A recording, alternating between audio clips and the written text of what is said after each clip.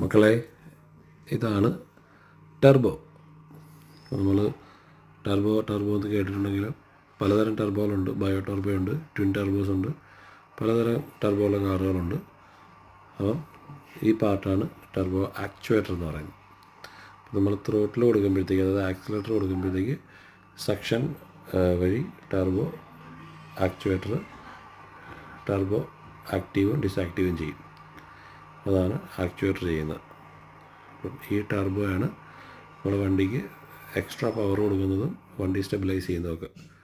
അപ്പം ഇതാണ് ടർബോയുടെ കോറ് അല്ലെങ്കിൽ ടർബൈൻ അല്ലെങ്കിൽ ടർബോ ഫാൻ എന്നൊക്കെ നമ്മൾ പറയും.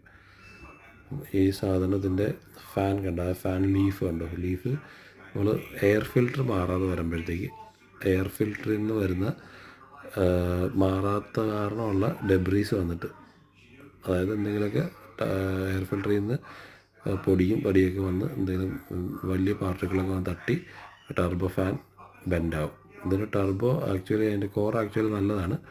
പക്ഷേ നമ്മൾ എയർ ഫിൽറ്റർ പ്രോപ്പറായിട്ട് ചേഞ്ച് ചെയ്യാത്തതാണ്. അതായത് എല്ലാ 10,000 മൈൽസിലും അറ്റ്ലീസ്റ്റ് നമ്മൾ എയർ ഫിൽറ്റർ ചേഞ്ച് ചെയ്തില്ലെങ്കിൽ ഈ ടർബോയ്ക്ക് സംഭവിച്ചതുപോലെ സംഭവിക്കും. അതിൻ്റെ ആക്ച്വേറ്ററും പോയിരിക്കുകയാണ്, ടർബോ ഫാനും പോയിരിക്കുകയാണ്, അതായത് ടർബോയുടെ കോറും പോയിരിക്കുകയാണ്.